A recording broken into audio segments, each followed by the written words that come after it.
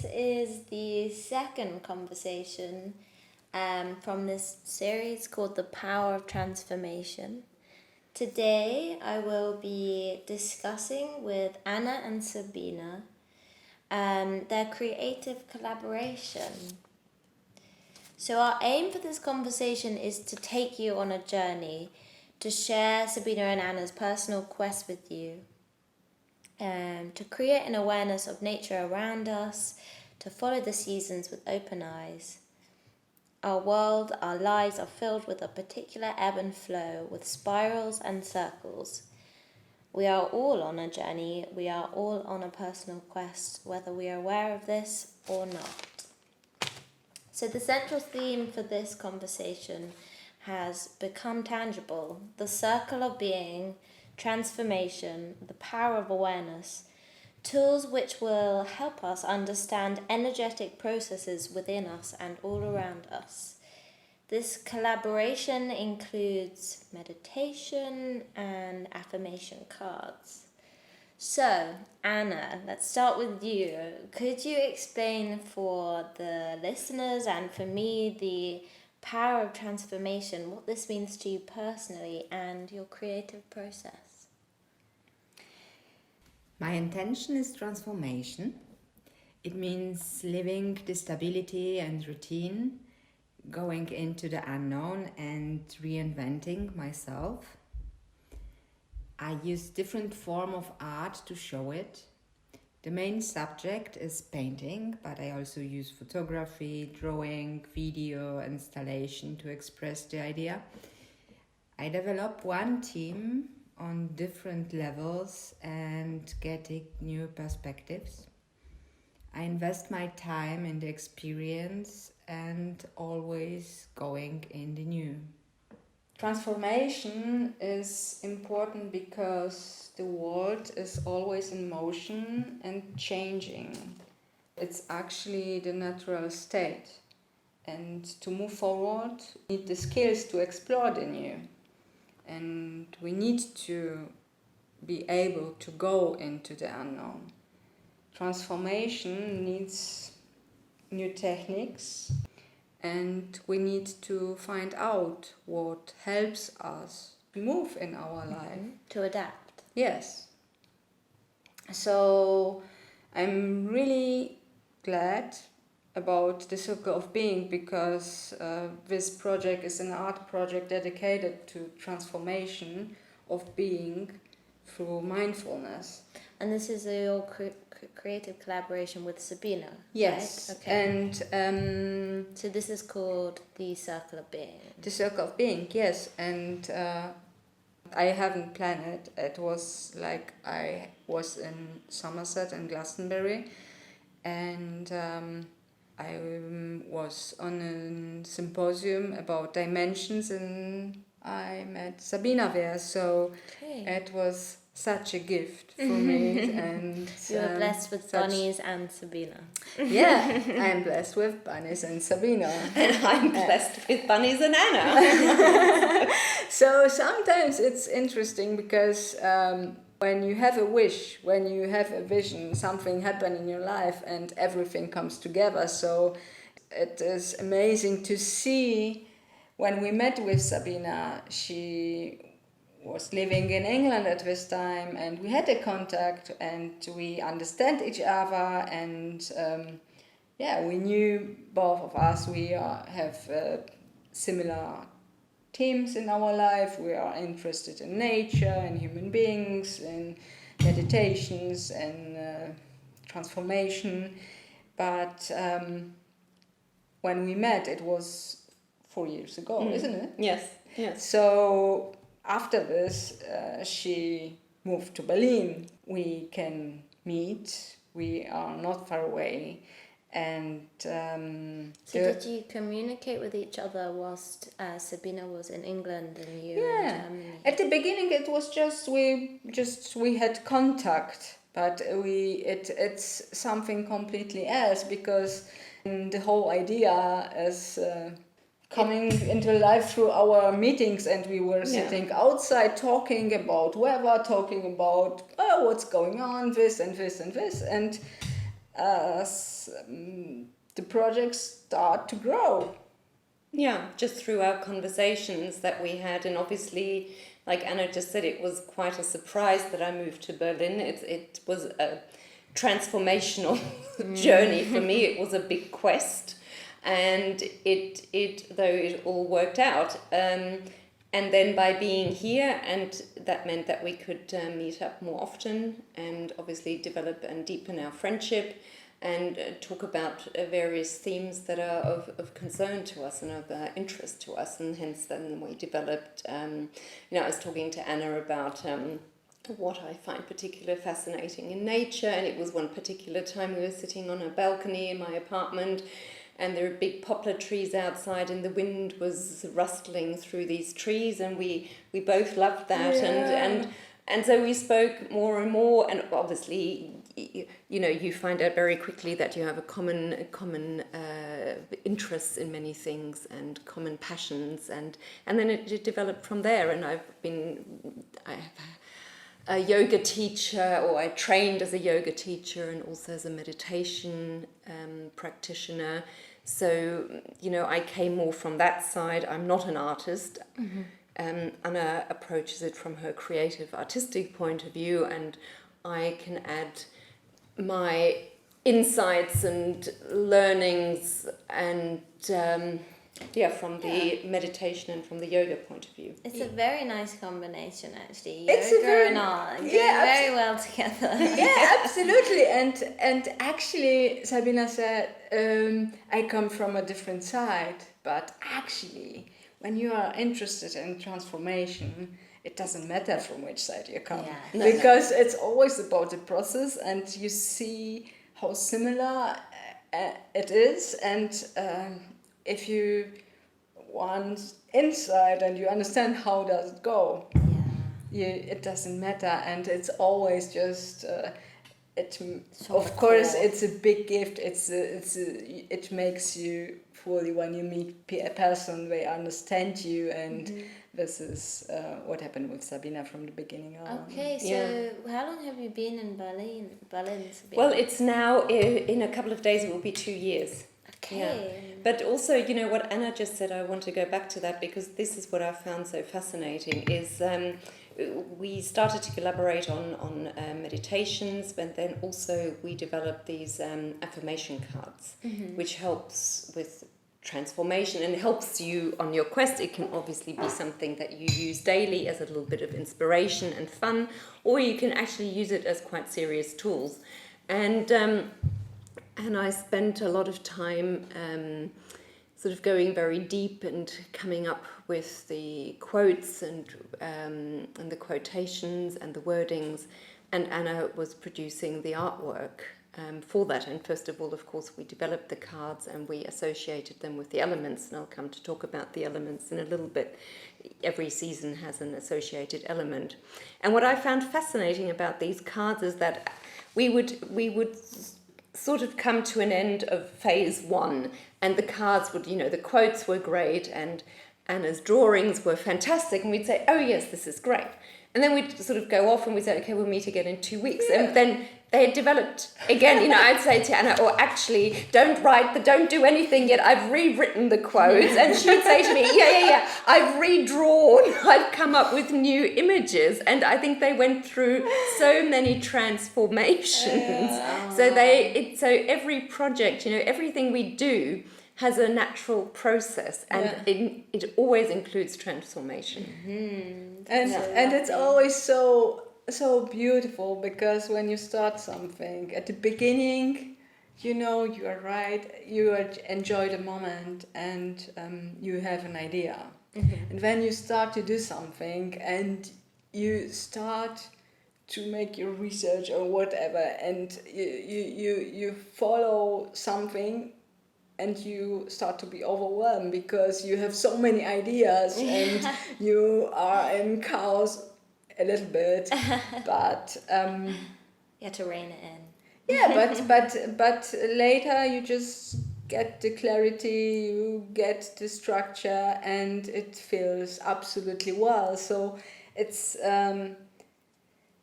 really amazing to see that circle of being helps you to develop also the skills and to come back to your own balance, and that the affirmation cards or the paintings or the book or everything what includes circle of being is just a tool. Mm-hmm. It's a tool to help you to find the balance, and it's always when you have a wish, when you would like to achieve a goal, you need always to have a tool. You need to have a vehicle or something what brings you from point A to point B, but it's also the cards or the paintings or whatever, it's just a guide, so you can take it or you can say no. Okay. Mm. So cool. Yeah. So what we've done, we've equated, or not we. There's a tradition, obviously, within the entire world, and all over various cultures have created various healing traditions. So in traditional Chinese medicine, this is based on 5 elements. Mm-hmm. And then Ayurveda is based on the doshas and how the elements affect the characteristics of a person. And we've based our circle of being and our transformation tools on the healing traditions of Europe, which are based on herbalism and also on the Vika traditions, and utilizing the 4 elements of earth, air, fire, water. These also include the non-tangible element of ether. But basically it's these 4 elements. And there's a whole philosophy about this. People can read up. I can also link various books for this matter. But just for our own tools and for our collaboration, what we've created, this is obviously not something we've dreamt up, but this philosophy exists. So winter is associated with the element of earth, and it is one of the most fundamental elements for us right now here on planet Earth, as it encompasses everything around us. And we spring forth from Mother Earth, and we obviously return to Mother Earth at our time of death. And what happens in winter time, and if we use the seasons for transformation, is winter is the time of hibernation. Nature obviously slows down. A lot of plants seem dead. And we basically snuggle into Mother Earth, and we start to, in our slumber, we dream of new challenges and a new journey and how that could unfold. But we don't really think a lot about it, because we concentrate on healing, on regaining our balance, and of just really being quiet and finding out more who we are. And then when spring comes, which it always does, air is the element which follows earth, and we awaken from our slumber rejuvenated. We are full of thoughts and ideas, dreams and aspirations, and these are carried forth by air like seeds and spores to land and begin to grow. We are super motivated, we are ready to spring into action, to transform and change and start our journey. And air also implies that this exchange with others. So we go out, we share our idea, and by communicating we actually also find out, oh, do I like this idea? I'm telling Molly about this idea, but whilst I'm telling this, I figure out, oh, it's actually a bit of a weird idea, so I might come up with a different idea. But by sharing, we gain new insights. And obviously also by vocalizing what we mean and what we like and what we need, or where we would like to go, it gains an own momentum. This new process or this new adventure gains its own momentum and can go forward. So this is what spring is all about communication, about sharing of ideas and gaining momentum for our new journey. And then comes summer, and the element fire follows air. As we move from spring into summer, we are filled with pure energy. Our aspirations become creations. Our ideas are actioned upon. We move boldly onwards. Our perception is sharp. We will, we dare, and thus we grow. The light of the element fire brings enlightenment, a sense of purpose, and the ability to fulfill our desires. Joy and brilliance envelop us. And we are filled with pure light, and we shine our purest light around us, radiating love and light as we sparkle and move onwards. And then comes autumn. And autumn is the element of water. And we are not far, because today is the 26th of July. So in a couple of days, we'll definitely be moving into autumn. That's quite sad. Well, it is, but autumn is also, nature does also, obviously it takes a while for the leaves to turn, it's a slow process. But it's a different energy, but we are filled with a sense of achievement and fulfillment from everything that we've created, the abundance that we've had in the summertime. We found our unique rhythm, and from this vantage point of maturity and nourished by our experiences, we reflect on the journey which has brought us to this point.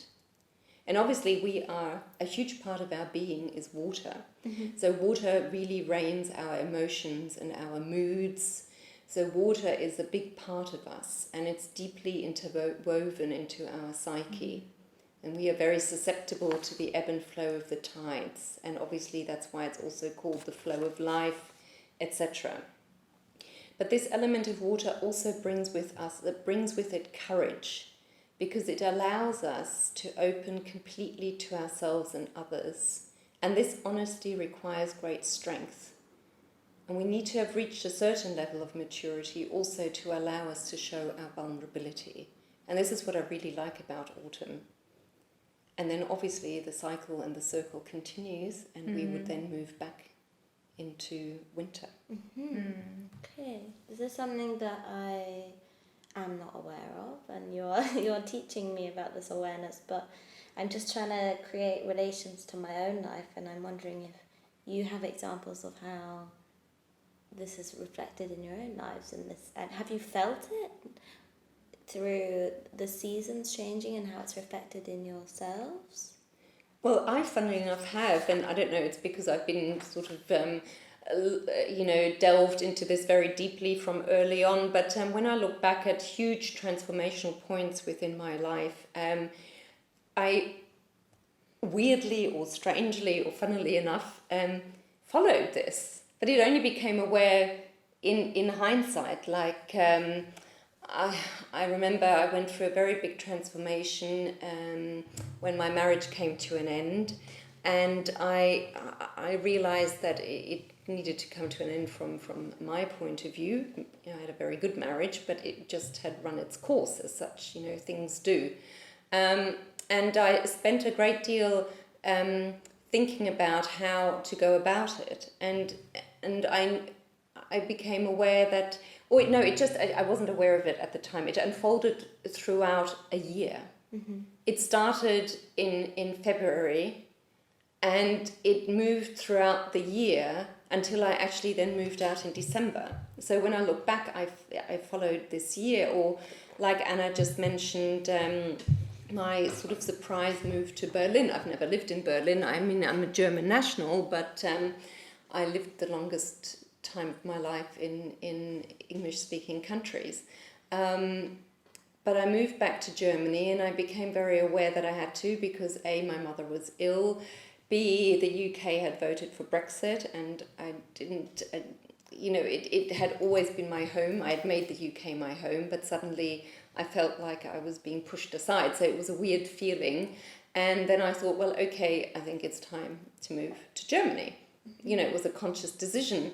And it again, you think about it, and it happened that I started to really action upon it. It meant obviously researching new job opportunities and things like that. And it happened to start again in February. I moved here the 1st of August, and I started a new job on the 1st of September. So it came it ran its course within a year, and then came winter, so you could obviously sort of, lean back and say, wow, what a ride was this, Yeah. So funnily enough, in my life, I've always followed these seasonal energies. Is it the same for you, Anna? There is something very primal about using the elements for our personal development, because our body is a manifestation of the elements. We all have air, earth, fire, and water inside. And So you felt it in your body? yeah, sure. And when I start work on it, and I start to go deeply into this topic, I realize when we are aware of the elements, both externally and internally, Okay. we are in a good balance, and we can have a really happy life. Okay, so you feel the elements inside your body. It's like fire, water, earth. I feel the elements, I know what the elements do for me, and for example, at the moment, we have summer, so summer is connected to the element of fire, and I'm really happy to make the experience and explore this element, because fire means light, creation, transformation, but also destruction. And I explore at the moment how to use it and treat it well, and it's also about understanding what the element means for me, and how do I feel when I focus on it. And fire means passion, fire means desire, fire means focus, and fire means beginning and end. So I see what happened on my canvases or in my studio at the moment when I focus on fire, and it's absolutely exciting. Yeah. Like nothing else. Yeah, I guess autumn 1st, you're saying, is the beginning of the new season, right? Yes, August 1st, yes. August 1st, yes. sorry. Yes. August 1st. No, but obviously also, it's not all big decisions require a whole year, and sometimes this happens quicker. So it's not, but I mean, sometimes big decisions take a long time, to ensure that you've really thought it through, etc. But it just so depends. But I think it's can also be, you can use this all in a shorter time frame, because it's all about, like Anna mentioned earlier, these are tools to bring us back into balance. So on a given day we might feel very uninspired. So then if we have created these various elemental meditations, so if you feel very uninspired and sluggish, but actually you need to be on fire or have some enlightenment, you can follow a fire and light meditation. Created by you both? Yes. Okay. Or when you feel, when you're totally giddy in excitement and ecstasy, but you actually need to find the earth beneath your feet, then you can follow the earth meditation. And just for balance, because we're obviously in different spaces at all time. And like we can see at the moment, nature is creating a lot of havoc because of the climate crisis, etc. Just here in Germany, there were huge floods. We've also had Corona, not to forget. Yeah. Actually, without having Corona and working less hours, I wouldn't have had the time to spend on this project, which means a lot to me. So there's always, positives and negatives in everything.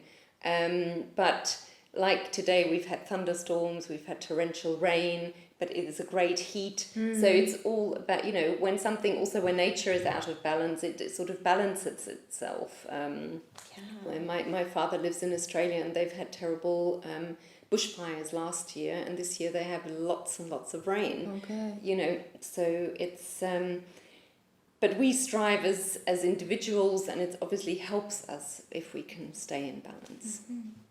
Yeah. It's also good to know where you are in the moment and what you really need, what is your need at the moment. Yeah. So it's really great just to know what element is for what and how you can use it to come So- into your... Like listening to your body and understanding exactly how you feel. Yeah. And understanding ways of dealing with the situation. Yeah, for example, today it's Monday. Mm-hmm. I woke up today and I was so tired and heavy. It was terrible. And I said, okay, I need to find something To wake up. to wake up. So I was thinking about the element of air. I was outside, I was breathing, and it helps me, of course. And after this I realized, okay, I'm feeling good, but I need focus. So I started to work with fire, and it helps me also so much. And after this magic happened, a lot of things were done. So it's really helpful to having something in front of you. Yeah. So why don't we each choose some cards? Oh, that's a great idea. I'd So Molly, Yeah. we're going to dive into, let's use the cards associated with fire, seeing we're in the fire element Okay. right now. So choose a number from between 1 and 11. 8. 8. Yeah. You have chosen Choose Your Bunny. Okay. Listen to your intuition, take note of what springs to mind, and your affirmation is, I am, and you insert your name. So say out loud. I am Molly. Okay, I feel powerful. And Anna, I would like to take number 1, please. number 1. Number 1, oh my God, let's hold on tight. Sexual desires. Oh my God. Acknowledge your passions and desires. And your affirmation is, my passion alights my body and soul. Oh my God, I feel so hot. I'm going to choose number 7. Oh my God, this is a totally different thing to what we just had. It's suffering. Mm-hmm. Oh no. It's acknowledge your pain and take time to heal. And the affirmation is, with tender loving care, I heal myself. Oh, that's very nice. It's very nice. Yeah. Oh, they seem great. I like the sound of them a lot. So they have both this idea of like positive and negative things and ways to combat them, or it's Exactly. quite broad. Okay. Yeah. Yeah. Okay. So all the emotions we go through as human beings, yeah, the joys, the sufferings, the desires, the fears, yeah, and associated to the elements. Okay. So within the fire element, obviously there's a suffering, there's also a desire, and there's also like follow your intuition. Okay. Really cool. Lovely. And my final question would just be, what is your plans for the future? Have you got any ideas with these projects? What is the plan for the future? Yeah. How are your elements guiding you this time? I'm very glad because the next element would be water element, and it would be the last element which I'm working on. It means since last year, October, I started a series of painting, and the series of earth is done. Now I'm working on fire, and the next would be water. So the circle would be completed. By the end of water? Yes. Okay, wow. And so by the end of water, also the book would be completed, because the book is also connected to the painting, because some of paintings will come into the book. So it's actually one thing. So it's exciting because the cards are already done, but it's very compact package of tools, and we'll have the first results. Wow. Completely results of 4 seasons, and then the next circle will start. A new circle. Yes. Very exciting. Yes. What's really great is that the whole idea is so fundamental that we have a lot of possibility to develop it in different directions. It's always about the circle of being, about our need and about our well-being. Yeah, yeah, exactly. And obviously the meditations are also ready, and we just have to develop a package of how best to present, and then how we go forward will unfold. Okay. You know, like we said, now comes water, which is actually a time of celebration. We can look back at what we've achieved, and I think we've achieved a lot. Yeah, we've achieved a lot. We've achieved a lot, and it was, you know, it was very energizing, and also it gave a great focus to me, and inspiration. And now we can really look back on all of these accomplishments. We can enjoy also the courage that we've won through that, and the self-confidence it has given each of us within our own personal lives, and then we'll see where it takes us next. Yeah. Oh, well, I'm very excited for you both. I'm looking forward to hearing how it all goes. As always, it was lovely speaking to you both, and I look forward to seeing you in the future. Thank you, Thank you, Molly. Yeah.